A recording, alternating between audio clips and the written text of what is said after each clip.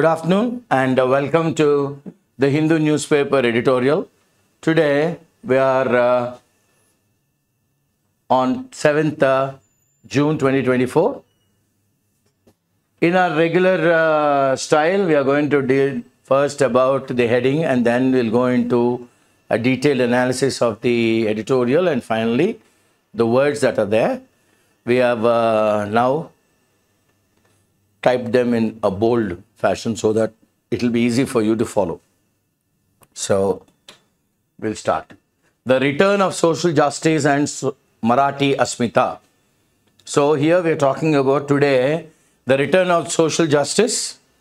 Social justice ante samajika nyayam and Marathi Asmita. Marathi Asmita ఏంటంటే pride are self esteem అనమాట. అంటే మనం మహారాష్ట్ర వాళ్ళము అన్నది ఒక ప్రైడ్ ఉండాలి, మనకు ఒక ఆత్మగౌరవం ఉండాలి.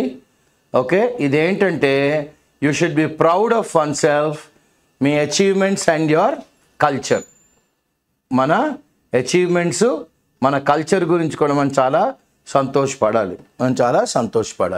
సో ఈ భావజాలాలతోని మనం ముందుకు వెళ్తున్నాం. Maharashtra has played a crucial role. Crucial అని అనగానే మనకి చాలా ఇంపార్టెంట్. క్రూషియల్ అంటే ఏంటి? Very important. In causing drastic, అనూహ్యమైన drastic changes to the Lok Sabha seat tally. అంటే లోక్సభలోని సీట్ టాలీ అంటే ద నంబర్ ఎవరికి? Of the Bharatiya Janata party. ఎన్ని వచ్చినాయండి వాళ్ళకి? 23 వచ్చాయి. ఎప్పుడు? 2019లో. ఇప్పుడు ఎంతకు వచ్చింది? It plummet, fall down very sharp to a dismal, okay, very dull, sullen, gloomy, ఒక అంధకారం అన్నమాట. అంటే చెప్పుకోలేని నంబర్. అలాంటి అధపాతాళంలోకి వెళ్ళిపోయింది. ఎంత? 9 సీట్స్కి వచ్చింది. ఎక్కడ 23, ఎక్కడ 9. The BJP is a powerful political organization in Maharashtra.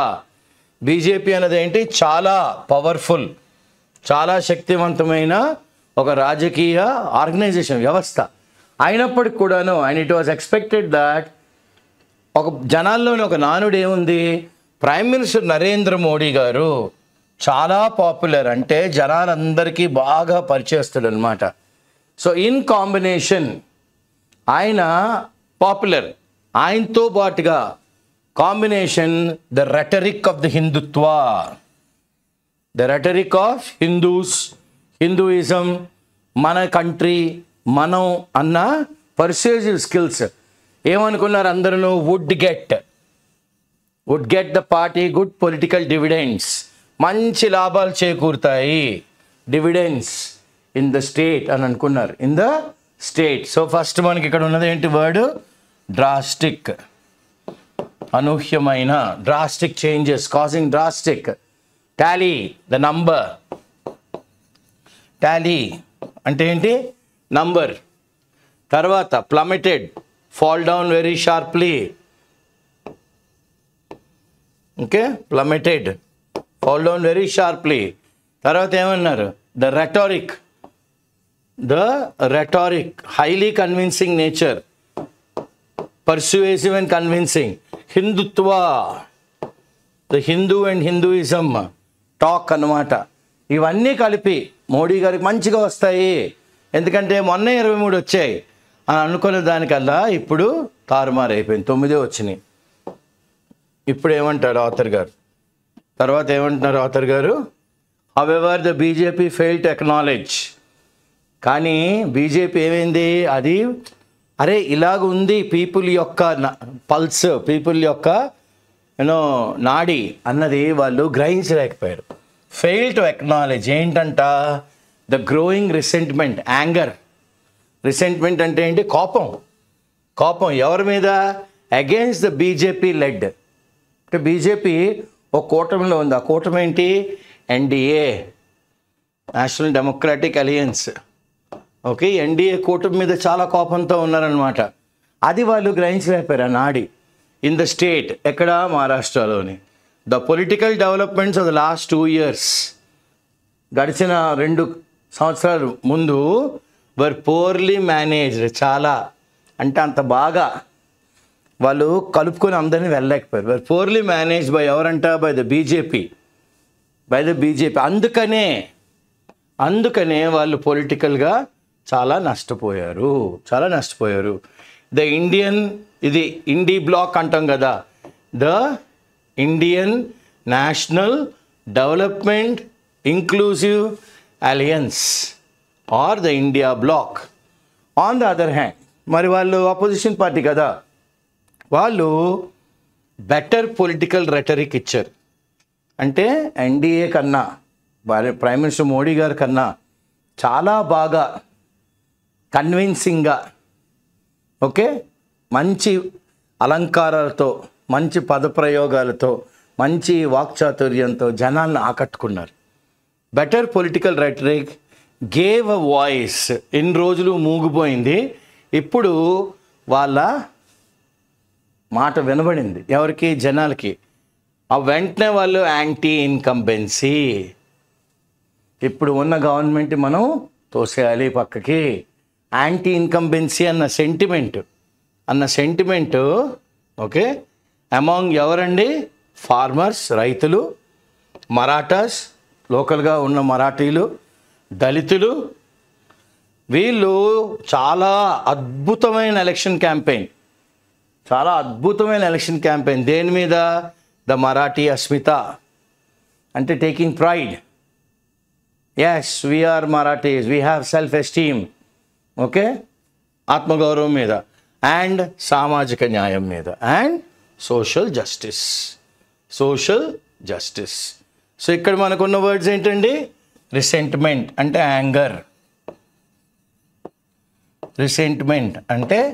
Anger, తర్వాత ఏమున్నాయి మనకి? మంచి word voice, gave a voice, can be heard. సడన్గా ఇట్ గాట్ అ వాయిస్ అంటాం కదా, అంటే ఇట్ వాజ్ హర్డ్, విన్నారన్నమాట జనాలు. Yes, there is something happening. Incumbency, people are occupying the place. Anti incumbency, వాళ్ళకు వాయిస్ వచ్చింది, people are not occupying the place. So anti ఇన్కంబెన్సీకి ఒక వాయిస్ వచ్చింది. సార్ ఉన్న వాళ్ళని తీసేద్దాం, we don't want the incumbent people, let us push them out, పక్కకు తోసేద్దాం అన్నదానికి వాయిస్ వచ్చిందనమాట. Okay, right. ఇప్పుడు ఏమంటున్నారు? The Machiavellian moves. మ్యాకివెలియన్ అంటాం అంటే ఏంటంటే person would do anything to get his work done.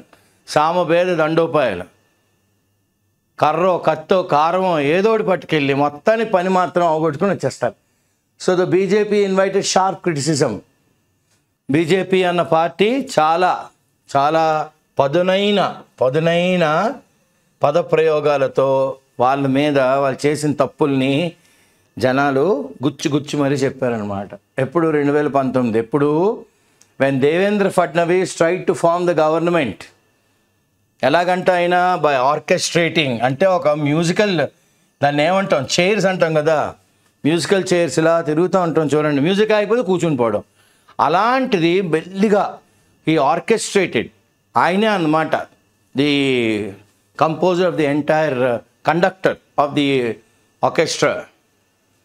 ఆయన చేతిలో బ్యాటన్ పట్టుకుని లాగా, yes come on let us leave, join me, ఇలా ఈ ఆర్కెస్ట్రేటెడ్ ద ఎంటైర్ డిఫెక్షన్. అంటే ఈ పార్టీ నుంచి ఈ పార్టీకి గెంతడం, ఆ పార్టీ నుంచి ఈ పార్టీకి గెంతడం, ఇలాగ ట్రేడింగ్ హార్సెస్ అనమాట. He did a wonderful job with the horse trading. అది జనాలకు నచ్చలే. From the Nationalist Congress party, from the NCP, అంటే ఎవరైనా శరద్ పవార్ గారు. దో అజిత్ పవార్స్ డిఫెక్షన్, అంటే పార్టీ వదిలేసి వాళ్ళ చుట్టమే శరద్ పవార్ గారు పార్టీ వదిలేసి, at that time did not help. ఆయన వదిలేసి రావడం వల్ల ఫడ్నవీస్ గారికి ఎటువంటి హెల్ప్ రాలేదు. And mister Fadnavis had to resign soon. తొందరగా ఆయన రాజీనామా ఇవ్వాల్సి వచ్చింది. It was a political move. ఈ చదరంగంలోని, ఈ ఎత్తుకు పై ఎత్తులోని ఇదేం చేసిందంట? Cause the BJP much damage. ఇది సరిగ్గా పావులు కదపకపోవడం వల్ల సరిగ్గా కదపలేకపోయారు. అందుకని బీజేపీకి చాలా నష్టం జరిగింది, దాని ఇమేజ్ పాడైపోయింది. Clear? Much damage that the BJP could manipulate okay, అంటే ఏమని వచ్చింది? బీజేపీ కూడా సామభేద దండోపాయాలు వాడేస్తుందండి, ఎలాగైనా చీట్ చేసేస్తుందండి. మ్యానిపులేట్ పొలిటికల్ లీడర్స్, ఇండల్జ్ అంటే డీప్లీ ఇన్వాల్వ్డ్, లోతుల వరకు వెళ్ళిపోద్దండి, ఇన్వాల్వ్ అయిపోతుంది in political harakiri. In political harakiri అంటే ఏంటంటే, ఇది హరాకిరీ అనేది ఒక జాపనీస్ వర్డ్ అనమాట మనకి. ఓకే, వాళ్ళు ఏమన్నారు? It will create a political harakiri. Now what you mean by harakiri అంటే, you kill yourself by cutting your own stomach open in order to avoid dishonor. దీన్ని ఏమంటామంటే హరాకిరీ అని అంటాం. ఓకే, దీన్నే ఒక సూసైడ్ అనుకోండి. It's like a suicide that has been committed by BJP in political harakiri. దేనికి ఇదంతా చేసింది బీజేపీ? అధికార కాంక్షతో, మనకి పదవి కండూతి మన చేతిలోనే ఉండాలి, మనం మహారాష్ట్ర రూల్ చేయాలి అన్న కోపంతో చేశారు. In 2022 the BJP was instrumental. ఈసారి కూడా 2022లో కూడా చాలా ముఖ్యమైన పాత్ర. ఏం చేశారు ఈసారి? దే కాజ్ ద స్ప్లిట్, అంటే విడగొట్టేశారు. ఎవరెవరిని? NCP, national congress party, okay, and nationalist congress పార్టీను, శివసేనాని. దీని ద్వారా ఏమైంది? ఉద్ధవ్ థాకరే గారిని రిమూవ్ చేశారు దేని నుంచి? చీఫ్ మినిస్టర్, సీఎం పోస్ట్ నుంచి. The BJP then formed the new government with the support of 2 breakaway leaders. ఇద్దరు ఇందాక చెప్పాను కదా, బ్రేక్అవే లీడర్స్ వాళ్ళు అనమాట. వాళ్ళని ఉపయోగించుకొని, బ్రేక్అవే అంటే ఒక పార్టీని వదిలేసి ఇంకో పార్టీలోకి వచ్చిన వాళ్ళు, ఈ బ్రేక్అవే లీడర్స్ని వాడుకొని, ఓకే, ఈ బ్రేక్అవే లీడర్స్ని వాడుకొని, అంటే వాళ్ళు ఎవరు? అజిత్ పవార్ అండ్ ఏకనాథ్ షిండే.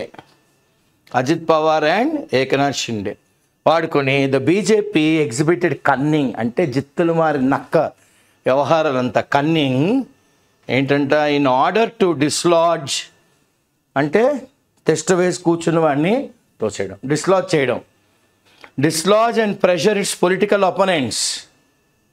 వాళ్ళు మూవ్ చేయడం, మనకు అపోజిషన్ ఉంటే వాళ్ళని ఎలాగైనా బలవంతం పెట్టో బాపెట్టో ఏదో ఒకటి మాకు సపోర్ట్ చేయి and pressurise it's political opponents into joining, వచ్చి మమ్మల్ని జాయిన్ అవ్వు ద ఇన్కంబెంట్ గవర్నమెంట్. రాబోయే గవర్నమెంట్ అంటే మనదే.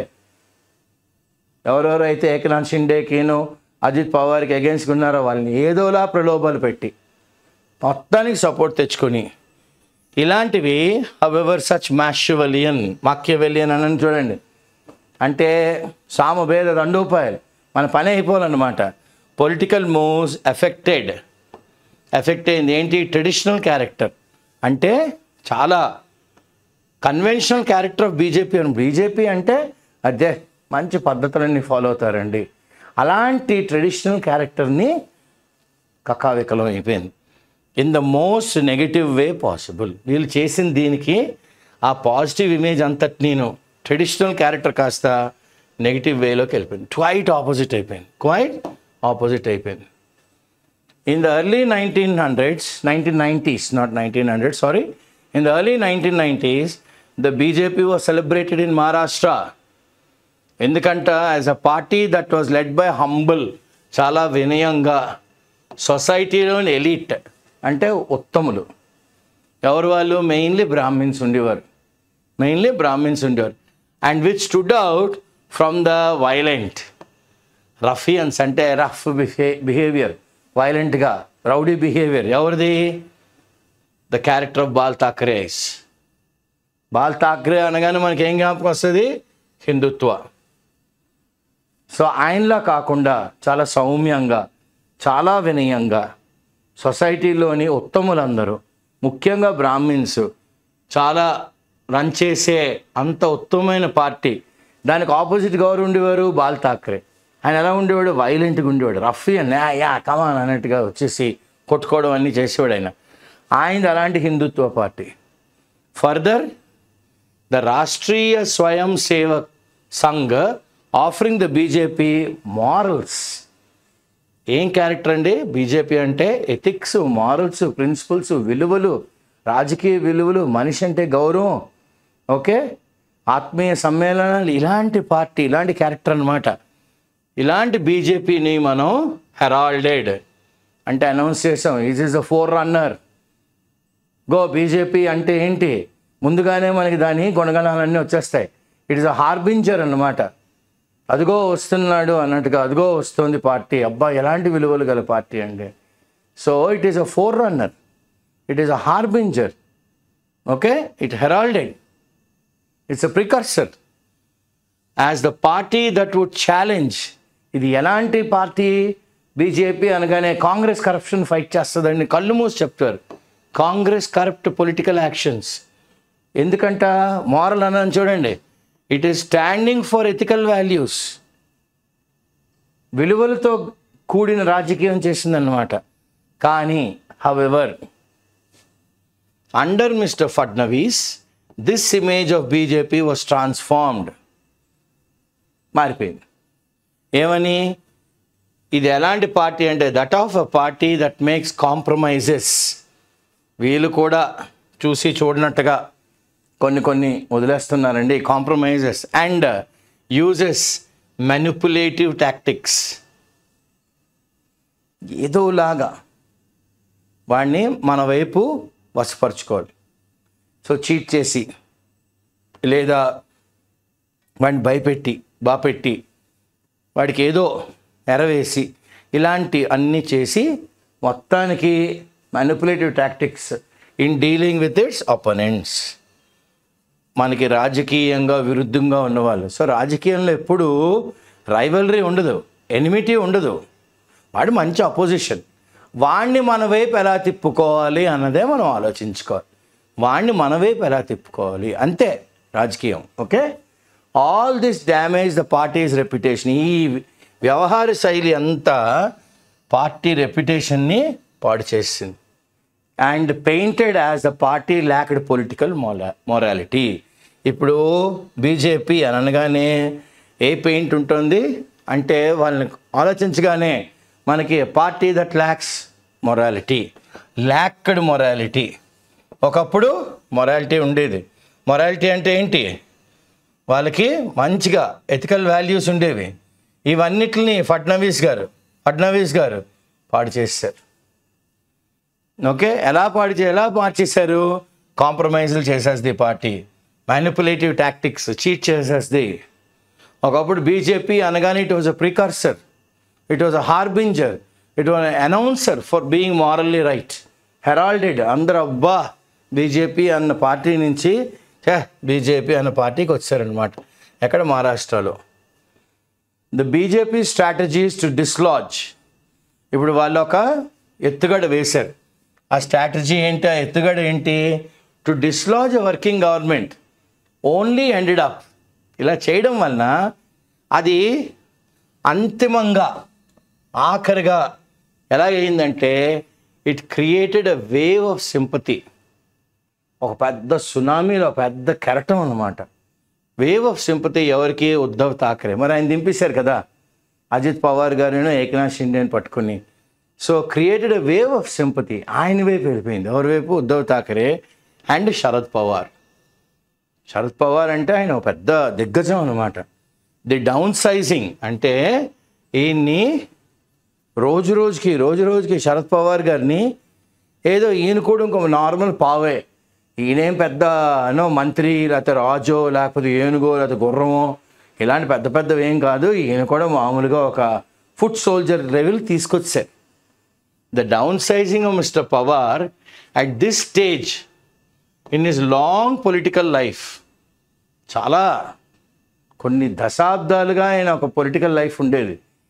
When we were in college they was a rumour that he could go on to become the prime minister of India. అంత స్టాచర్ ఉన్న లీడర్ని BJP ఏదో మామూలు కూరలో కరేపాకులో చేసిందనమాట. అది జనాలకు నచ్చలే. The down sizing of mister Pawar at this stage in long political life was not well received. ఇది కాస్త చేదనిపించింది, రుచికరంగా లేదు, రుచించలేదు ఎవరికి? మహారాష్ట్రియన్స్కి. మిస్టర్ పవార్ చూడండి, ఏంటైనా ఒక స్టాల్వర్ట్ మరాఠా ఐకాన్. ఒకప్పుడు శివాజీ, ఛత్రపతి శివాజీ, తర్వాత బాల్ ఠాక్రే గారు, ఆయనతో పాటుగా ఈక్వల్గా ఎవరుండేవారు?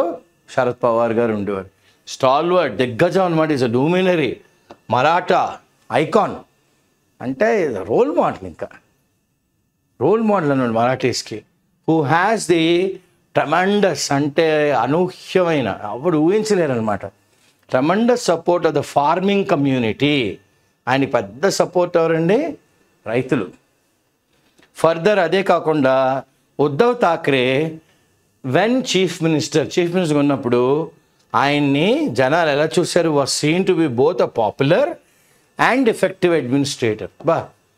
ఉద్ధవ్ ఠాక్రే గారు అందరికీ సుపరిచితుడే. అడ్మినిస్ట్రేషన్ అండి ఇమ్మాక్యులేట్, స్పాట్లెస్, ఇంపెకబుల్, ఫ్లాలెస్ అన్నట్టుగా తెచ్చుకున్నాడు. ఎస్పెషల్లీ ఎప్పుడంట? కోవిడ్ క్రైసిస్ అప్పుడు 2020లో. And a reformist Hindutva leader. ఈయన మామూలు హిందుత్వ కాదు, మారిన హిందుత్వ లీడర్. రిఫార్మిస్ట్ అంటే మరీ పిచ్చిగా, మూర్ఖంగా, ఛాందసత్వంగా ఉండకండి, కాస్త జనాలతో పాటు మారుతూ ఉండండి. మార్పు అందరికీ కావాలి, మనకి కావాలి, అందరూ ముందుకెళ్ళాలి అని ఆలోచించే ఒక లీడర్ అన్నమాట. ఎవరు? ఉద్ధవ్ ఠాక్రే గారు. These images were use to Rouse. These images were use to Rouse అంటే ఫ్యాన్ కొట్టాం అనమాట. దే వర్ యూజ్ టు ఏంటి? They were use to Rouse the Maratha. They were use to what? They were use to Rouse the what is he talking about? He's talking about a fantastic wake up call laga. It's like an awakening. It is like you stir or you charge came vaadam word rouse ki, galvanizing, charging the Marathi sentiment annamata. మనం మరాఠీలము అన్న సెంటిమెంట్ని జనాల్లోని బాగా charge చేశారు, స్టరప్ చేశారు, leading to ఇదంతా దేనికి? BJP's campaign around Hindutva. BJP అనగానే ఎప్పుడు ఏమంటాం? Hindutva. Modi's leadership being strongly challenged. అబ్బే, మోడీ గారు 2014-2019లో ఉన్నంత కరిజ్మా, అంత అట్రాక్టివ్నెస్, అంత పవర్ఫుల్ పర్సన్ కాదండి. కాస్త వయసు మీద పడిపోతుంది, ఆయన కూడా వీక్ అయిపోతున్నాడు అని జనాల్లోకి బాగా పుష్ చేశారు అనమాట. బాగా పుష్ చేశారు. ద ఇష్యూ ఆఫ్ రిజర్వేషన్ ఇప్పుడు మెయిన్గా ఏంటంటే, one also had the BJP response. Okay, BJP దాని ఐడియా పైకి పెట్టింది. One also had the BJP response. దేనికంట? వీళ్ళు ఒక ఆన్సర్ ఇచ్చారనమాట బీజేపీ వాళ్ళు. దేనికి? The demand for Maratha reservation. ఈ మరాఠా రిజర్వేషన్ అడిగారు వాళ్ళు. అంటే 50 ఇంకొక 10 ఇవ్వండి, మొత్తం కలిపి 60 పైన ఓన్లీ ఫర్ మరాఠీస్ అని అడిగారు. సో దాన్ని the delayed reaction to the Maratha reservation agitation. Modi గారు ఏం చేశారు? It's delayed reaction to the Maratha reservation agitation. దీన్ని ఎవరండి మరాఠా రిజర్వేషన్ యాజిటేషన్ లీడ్ చేసిన ఆయన? మనోజ్ జరాంగ్ పాటిల్. ఈ పాటిల్ గారు was not taken well by the community. ఈ డిలేడ్ రెస్పాన్స్ వెంటనే the community of the Marathis did not take it properly. BJP could not handle the issue of Maratha reservation. So we are not with BJP. Further ఇదే కాకుండా when the government decided to endorse, అప్పుడు ఉన్న government endorse అంటే ముందుకు ఆ పేపర్లు ముందుకు తీసుకెళ్ళాలి కదా. ఎస్, మీరు వెళ్ళండి. Endorse mister Patil's demands. It evoked, it brought about, it made you come out from within. It evoked ఏంటి? క్రిటిసిజం. ఎవరి దగ్గర నుంచి? From other backward communities, OBC. Many OBC leaders including Chhagan Bhujbal viewed. వాళ్ళందరూ ఎలా చూశారు? ఛగన్ భుజ్బల్ గారు, the government's attempt to give quota. Government ఒక attempt చేసేస్తుంది, ఒక కోటా ఇచ్చేద్దాం. ఎవరికి? To the Marathas. As the BJP offering OBC quota to the Marathas. ఆయన వచ్చి మరాఠాస్కి ఇవ్వండి అంటాడు. బీజేపీ ఏమంటుంది, ఓబీసీ కోటా ఇద్దాము మరాఠాస్లోని, మరాఠా రిజర్వేషన్ బిల్లోని. This was enough. ఇది అండి ఫైనల్గా అగ్నిలోకి అర్హ్యం పోసినట్టు. This was enough for sections among the OBCs to vote for the India bloc. Okay, ఈ ఓబీసీలు అందరూ వెంటనే ఇండియా బ్లాక్కి వేశారు. The BJP was unable to control the growing tussle అంటే ఏంటి, ఫైట్ ఎవరి మధ్యన, between the Marathas and the OBCs. Okay, BJP control చేయలేకపోయింది. వెంటనే కంట్రోల్ చేయలేకపోతే ఏమవుతుంది, ఎవరికి హాని, which only harmed the BJP prospects in the Marathwada reason. So మనకి నెగ్గే ఛాన్సులు మరాఠ్వాడా రీజన్లోని మనకు మనం చేసుకున్న తప్పిదాల కోసమే మనం ఈరోజు 20+ నుంచి 9 పడిపోయాం. స్వయంకృత అపరాధం అంటాం కదా, శత్రువులు ఎక్కడో ఉండరు, మనమే క్రియేట్ చేసుకుంటాం. ఓకే, అలా అయిపోయిందనమాట బీజేపీ. నెక్స్ట్ ఏమంటారు ఆథర్ గారు, అనదర్ ఇంపార్టెంట్ డెవలప్మెంట్ అంటే ఏంటంటే కన్సాలిడేషన్, అంటే స్ట్రెంగ్థనింగ్, కూటమి అనమాట. అందరం కలిసి ఉందాం అని దళితులందరూ అనుకున్నారు. ఏ కట్టు అనమాట, మంచి కట్టుగా. Consolidation of the Dalit vote, SC ST ఓట్లు అనమాట, in favour of India bloc. ఇది యాంటీ బీజేపీ కదా. In the last Lok Sabha the Vanchit Bahujan Aghadi VBA led by Prakash Ambedkar got close to an 8%. ఎంత వచ్చింది వాళ్ళకి, 8% ఓట్ షేర్ వచ్చింది, which helped in the defeat of Congress NCP. ఆయన వల్ల last time Congress, Nationalist Congress party అంటే శరద్ పవార్ గారి క్యాండిడేట్స్ ఓడిపోయారు అనమాట. ఎంతమంది, అట్లీస్ట్ ఒక 12 మంది పోవడానికి కారణమయ్యారు. ఎవరు ఈ 12 మంది పోవడానికి కారణం, ప్రకాష్ అంబేద్కర్ గారు. ఈయన ఏ పార్టీ, వంచిత్ బహుజన్ పార్టీ. ఈయన షేర్ అంతా 8%. సో ఇట్ వాజ్ ఎక్స్పెక్టెడ్, అదే అనుకున్నారు, it was expected in 2024 mister Ambedkar would join the India bloc. ఆయన ఇండియా బ్లాక్ జాయిన్ అవుతారు. ఎందుకు, స్టాల్ అంటే ఏంటి ఇక్కడ, స్టాప్ ఎవరిది, the BJP juggernaut, huge crushing force. Juggernaut అనేది మనకి ఎక్కడొచ్చింది ఈ వర్డు, మన ఒరిస్సాలోని జగన్నాథ రథచక్రాల నుంచి వచ్చిందనమాట. Juggernaut, huge crushing force. However his decision, ఎవరు, మన ప్రకాష్ అంబేద్కర్ గారి డెసిషను to contest the elections independently, నాకు నేనే వెళ్తాను, నేను ఎవరితో వెళ్ళను, was not appreciated by the VBAs.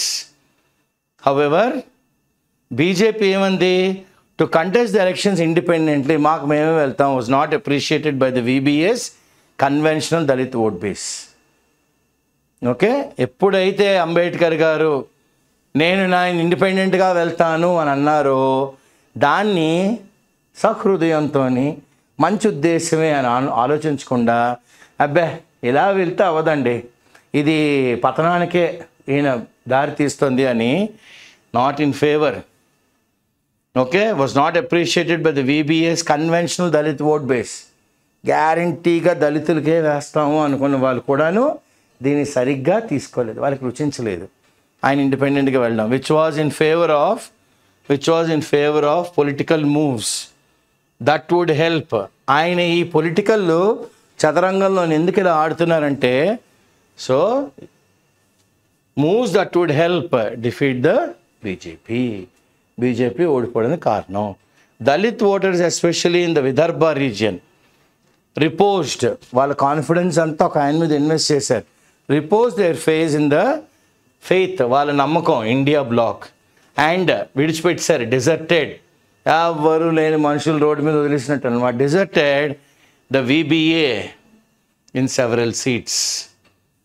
ఎందుకో నేను ఒంటరిగా వెళ్తాను అని అనగానే, సార్ మీకు మీరు చూసుకోండి అని వంచిత్ బహుజన్ అఘాదీని ఏం చేశారు, వాళ్ళు డిజర్ట్ చేసి వాళ్ళ నమ్మకంతో ఎవరి మీద ఇన్వెస్ట్ చేశారు. ఇప్పుడు దే రిపోజ్డ్ దేర్ ఫెయిత్, నమ్మకం ఎందులోని, ఇన్ ద ఇండియా బ్లాక్. అదొక రీజన్ ఇండియా బ్లాక్కి ఎక్కువ ఓట్లు రావడానికి. ఓకే, ఫైనల్గా ఏమంటారు ఆథర్ గారు, a strong show the India bloc fought a charged battle ఫుల్గా ఫుల్ టు ఫైట్ చేద్దాం అని ఫుల్గా ఛార్జ్ అయిపోయారు. ఎవరికి? Against the BJP by building an impressive campaign.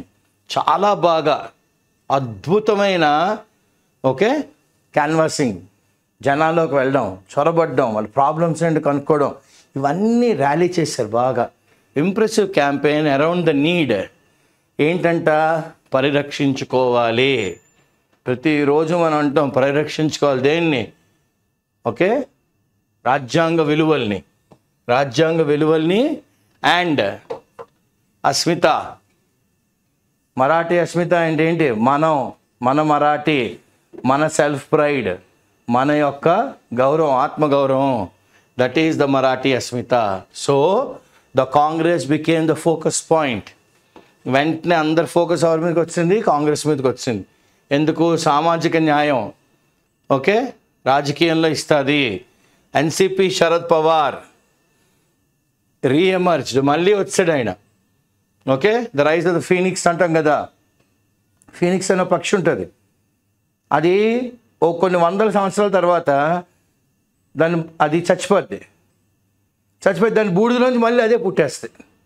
ఇదో మిథికల్ బర్డ్ అనమాట. కానీ 300 ఏళ్ళకి 500 ఏళ్ళకి ఒకసారి చచ్చిపోయి మళ్ళీ దాని బూడిదలోంచి బయటకు వచ్చేస్తుంది.